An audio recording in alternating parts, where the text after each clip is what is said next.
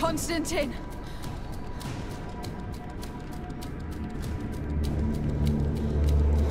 Restrain her!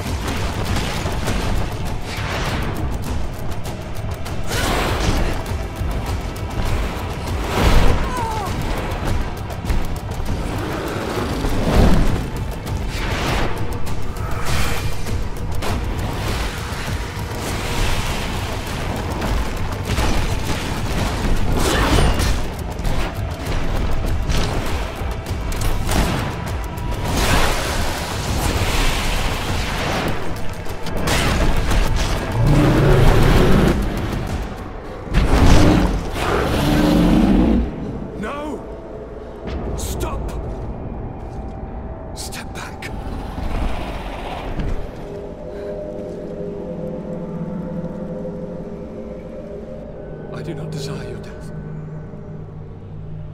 I'm sorry. Why?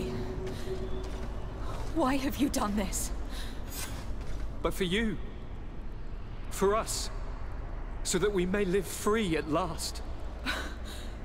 This makes no sense. Constantine, it's madness. You don't understand because you're still attached to the old world.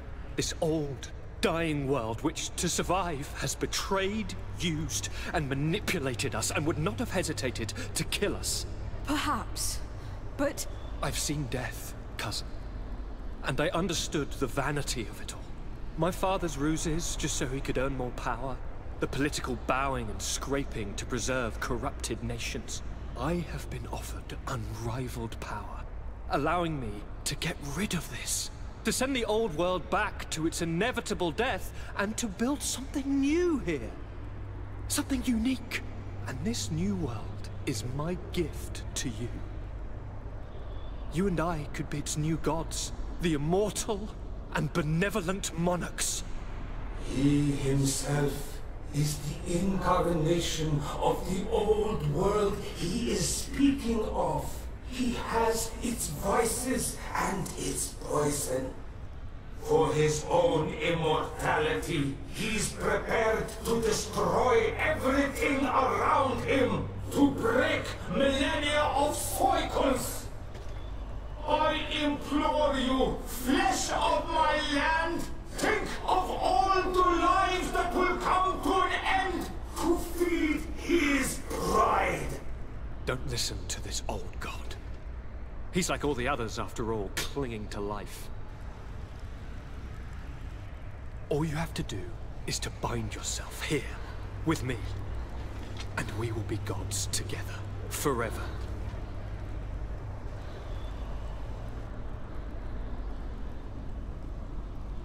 Come.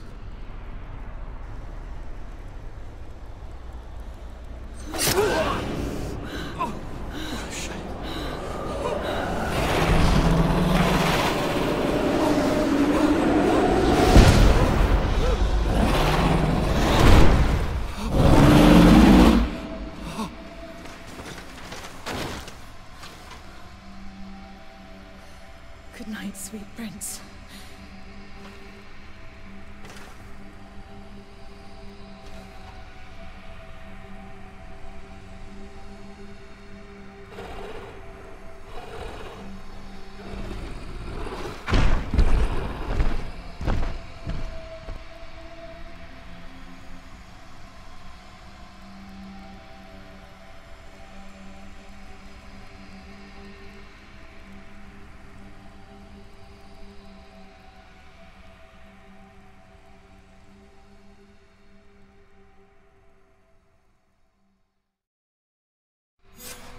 After the fall of Constantine, my young student managed to establish stronger links between the old nations and the natives.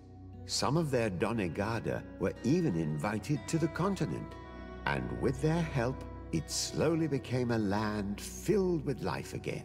And for the first time in a long while, the number of cases of the Malichor is decreasing.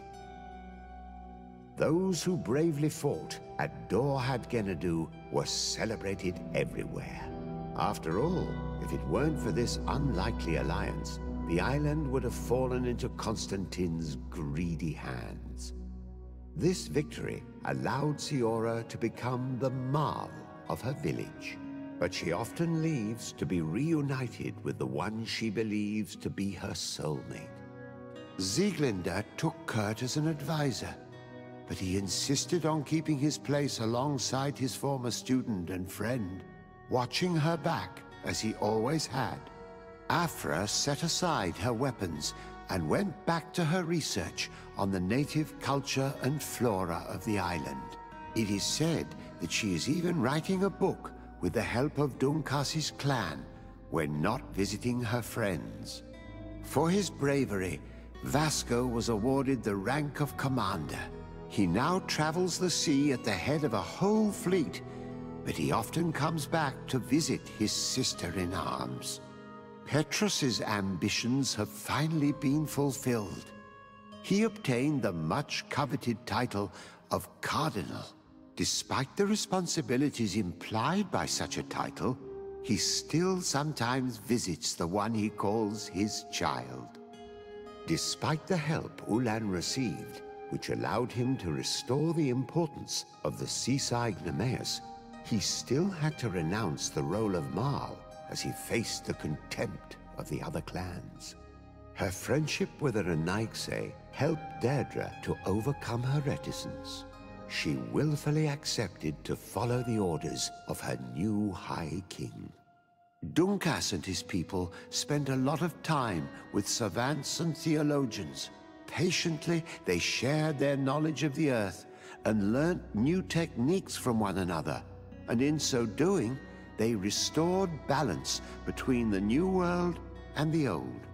Following the investigations revealing the horrifying practices of Dr. Asili, the Alliance changed their methods and even appointed an ethics council to oversee the work of its scholars. The public revelations of Saint Matthias's life led to a deep change in Teleme. The Ordo Luminis was dismantled for good, and the missionaries' purpose is now to establish dialogue rather than conversion. Aware that their culture of secrets would lead them to their demise, the Nords changed their methods. They welcomed numerous new recruits amongst them, notably natives. Under Sieglinder's control, the Guard returned to the honorable values that had made its reputation. And they did so all the more easily now that their shadiest members were out of the picture.